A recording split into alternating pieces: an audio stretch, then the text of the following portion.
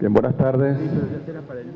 Yo me voy a ceñir a las pautas que nos pidió la plataforma Patria Socialista, caracterizando primero el problema,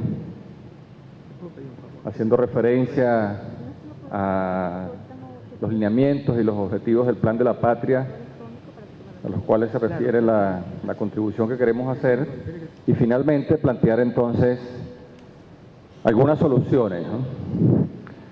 Ustedes recibieron ayer una hojita donde está en extenso los temas del documento que preparamos para este seminario.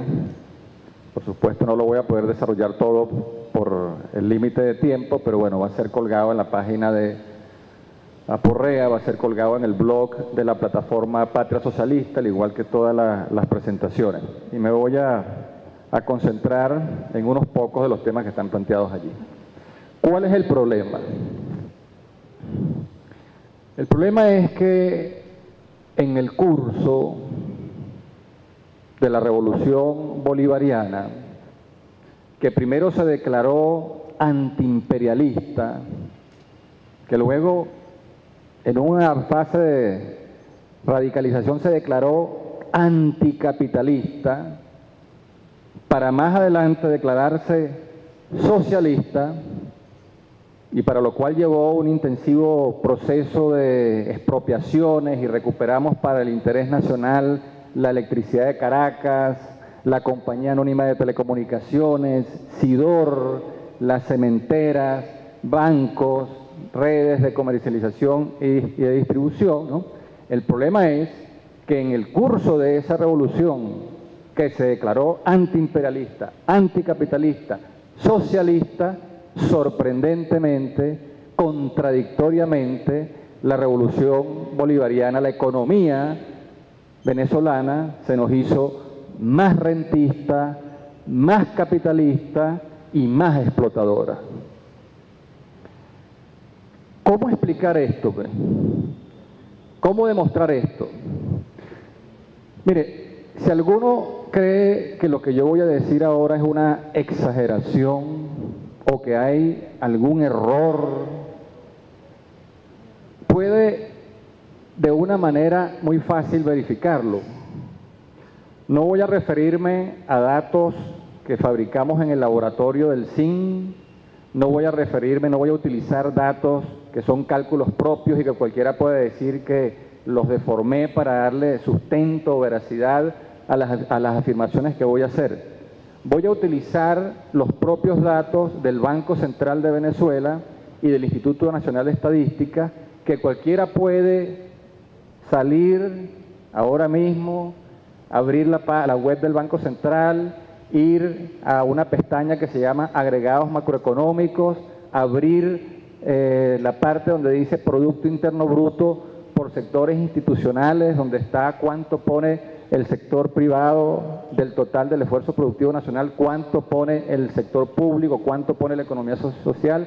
Puede ir a los datos del Banco Central y meterse en la distribución factorial del ingreso para ver cuánto del nuevo valor creado se lleva el factor capital, cuánto del nuevo valor creado se lleva el factor trabajo. Puede ir a abrir la página del Banco Central de Venezuela y examinar la estructura del Producto Interno Bruto por sectores.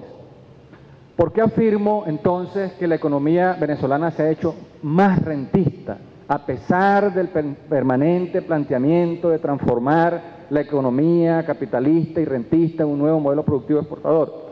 Bueno, si ustedes examinan esos datos, se van a dar cuenta que por un lado, el coeficiente de importaciones, ¿no?, que es el total del porcentaje de productos importados que se producen, se circulan y se comercializan en la economía nacional, ha venido aumentando de manera sostenida año tras año. Es decir, cada vez son más los productos importados que nosotros consumimos en Venezuela. Ese es un rasgo de un país rentista, entendiendo por país rentista o por economía rentista, aquella que vive de la explotación de un recurso natural y que utiliza el ingreso generado por la explotación de un recurso natural para comprarle al resto del mundo todo lo que deberíamos estar produciendo internamente. Es el equivalente a una persona que vivía de su esfuerzo productivo, de pronto se le muere un familiar, ese familiar le deja como herencia un apartamento y esa persona entonces renta ese apartamento y en lugar de vivir de su esfuerzo productivo, empieza entonces a vivir de la renta que le da ese apartamento. Es un poco lo que pasa como Venezuela. Venezuela en estos años de revolución bolivariana, donde la renta petrolera ha aumentado, gracias a las conquistas que tuvo, o el éxito que tuvo la política petrolera venezolana de lograr una remuneración más justa para el precio del petróleo, gracias a la reivindicación de la soberanía nacional sobre el petróleo que permitió elevar el porcentaje de regalía, gracias a la decisión de obligar a las filiales en el extranjero a pagarle a la casa matriz los dividendos que antes no pagaban, paradójicamente ese torrente de petrodólares que empezó a entrar en el país nos dio un extraordinario poder de compra externo y entonces empezamos a comprarle a otros países lo que antes producíamos internamente. Hasta los clavos de los que hablaba mi buen amigo, colega y camarada Servando Álvarez. Entonces nos hemos hecho más rentistas. Si vemos el coeficiente de exportaciones, ¿no?, que es el total del porcentaje de exportaciones dentro del total de la producción, vemos que ese coeficiente ha venido cayendo. Cada vez exportamos menos productos distintos al petróleo. Dicho de otra manera, cada vez el ingreso en divisas de Venezuela depende más del petróleo. Hace unos años, de cada $100, 93, 94 venían del petróleo. Hoy, de cada $100, 96, 97 vienen del petróleo. Si nosotros examinamos la estructura del Producto Interno Bruto por sectores económicos, en medio de una revolución que se plantea lograr la soberanía productiva, vemos como, por ejemplo, el sector agrícola, que para un país con la población que tiene Venezuela, y de acuerdo a los datos de ingesta calórica por habitante que debería tener un país, nosotros en estos momentos deberíamos tener una agricultura que aporte al menos el 12% del Producto Interno Bruto. Y si ustedes revisan esos datos, se van a encontrar con una agricultura que apenas aporta el 4.5% del Producto Interno Bruto. ¿Lo demás de dónde viene? Lo demás viene de esos productos importados, esas importaciones agrícolas que venimos haciendo cada vez en mayor medida. Si nos remitimos a examinar a ver qué pasa con la industria, bueno, de acuerdo a los estándares internacionales, particularmente al Índice de Desarrollo Industrial de la Organización de las Naciones Unidas para el Desarrollo Industrial, la ONUDI, se plantea que una economía ha alcanzado su grado de industrialización cuando el sector manufacturero aporta al menos el 20% del Producto Interno Bruto. En 1999, el sector manufacturero aportaba el 18.8% del total de la actividad económica y productiva del país. Al cierre del 31 de diciembre del año 2012, el sector manufacturero apenas aporta el 14.4% del total de la actividad productiva del país. Un nuevo rasgo que verifica cómo la economía venezolana se ha hecho más rentista, más dependiente de las importaciones, menos dependiente o menos sustentada en el esfuerzo productivo interno. ¿Por qué digo que se ha hecho más capitalista? Porque si ustedes examinan esos mismos datos y abren una pestaña que dice PIB por sectores institucionales, ahí ustedes se van a dar cuenta que a lo largo de la Revolución Bolivariana, en el año 1999, 98-99, el sector estatal aportaba casi el 35% del total del Producto Interno Bruto. Y el sector privado aportaba el 65%, casi el 65% del Producto Interno Bruto. En el curso de la Revolución Bolivariana, el aporte, el peso específico del sector capitalista privado aumentó de 65 a 70, casi 71%. Y el peso del sector público, que aparentemente en la matriz de opinión nuestra se lo está llevando todo, cayó casi 35, incluso hubo un año donde está en apenas 29%. ¿Cómo explicar que en medio de un proceso que nacionalizó todo lo que ya dijimos que nacionalizó, donde la impresión que tenemos es que la economía está cada vez en manos del Estado, que el Estado tiene acorralado al sector privado, que no hay espacio para la iniciativa privada, resulta que los propios datos dicen todo lo contrario, que la economía se está haciendo más capitalista? ¿Por qué digo que se ha hecho más explotadora? Porque si ustedes se van a esa misma página y se van a la distribución factorial del ingreso, se van a dar cuenta, van a verificar cómo el factor capital, cómo los patronos han ido aumentando año a año su participación porcentual en la distribución del ingreso, a expensa, en menoscabo, de una decreciente participación de los trabajadores en esa nueva riqueza generada. Y eso es precisamente, eso es lo que se conoce en términos marxistas como la explotación del trabajo ajeno, la explotación del trabajo asalariado. Y en estos años lo que ha habido es una exacerbación de la explotación de los trabajadores. Hecho este diagnóstico, me voy entonces a lo que plantea el Programa de la Patria. Concretamente me voy a referir al objetivo número 2, que dice: continuar construyendo el socialismo bolivariano del siglo XXI en Venezuela, como alternativa al sistema destructivo y salvaje del capitalismo. Cuando leo esto, digo, no debería decir aquí, en lugar de continuar construyendo el socialismo bolivariano de acuerdo al diagnóstico que acabamos de hacer, con los propios datos del Banco Central, con los propios datos del Instituto Nacional de Estadística, no deberíamos estar planteándonos más bien comenzar a construir el socialismo bolivariano del siglo XXI en el campo de la economía. Porque están pendientes todavía estos objetivos que se plantean aquí, concretamente el 2.1, propulsar la transformación del sistema económico en función de la transición al socialismo bolivariano, trascendiendo el modelo rentista petrolero capitalista hacia el modelo económico productivo socialista basado en el desarrollo de las fuerzas productivas. Para proponer algunas soluciones a esta problemática terrible, uno tiene que explicarse por qué pasa esto, qué es lo que explica que en el curso de estos años este sea el diagnóstico: una economía que se nos hizo más capitalista, más rentista y más explotadora. Y nuestra tesis es que justamente todo el esfuerzo que hizo el gobierno bolivariano para reactivar un aparato productivo moribundo, que fue el aparato productivo que heredó la Revolución Bolivariana de la Cuarta República, un aparato productivo que había sido apaleado por las políticas neoliberales de los últimos años de la Cuarta República, de empresas que estaban trabajando al 40, al 50% de su capacidad instalada, o sea, guapeando para no quebrar, finalmente fueron resucitadas, fueron rescatadas por toda la política que desplegó el gobierno bolivariano para reactivar la economía y para poder generar el desempleo, reducir los niveles de pobreza y exclusión social.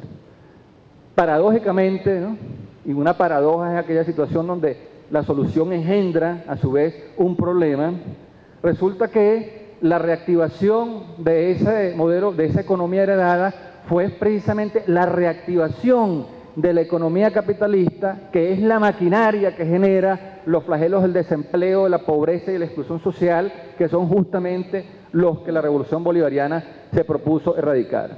Si ustedes hacen un examen, se van a la página de Cadivi, se van a la página de Bandes, se van a la página del Banco Bicentenario, se van a la página del Registro Nacional de Contrataciones Públicas, ustedes pueden verificar allí con sus propios ojos que las empresas que se llevan el 95-96% de los dólares preferenciales que el Estado vende a 1/3 del precio del mercado. Ustedes pueden verificar allí que las empresas que se llevan las obras, los contratos para la construcción de obras, los contratos para la adquisición de bienes, son empresas capitalistas que reproducen el modelo explotador y depredador que queremos superar. Si ustedes revisan quiénes son las empresas beneficiarias de las exoneraciones arancelarias, de los incentivos fiscales, van a poder verificar que son precisamente las empresas capitalistas que reproducen ese modelo explotador y depredador, sin ninguna condición. Incentivos que se otorgan sin ninguna condición, sin ninguna temporalidad. Entonces, contradictoriamente, lo que explica que en estos años la economía se haya hecho más capitalista, más rentista y más explotadora, es precisamente que ese sector heredado es el que ha aprovechado, es el que ha ordeñado hasta la última gota todos los incentivos, o la mayoría de los incentivos fiscales, financieros, cambiarios, de compras gubernamentales, de suministros de materias primas que el Estado entrega. ¿Qué hacer?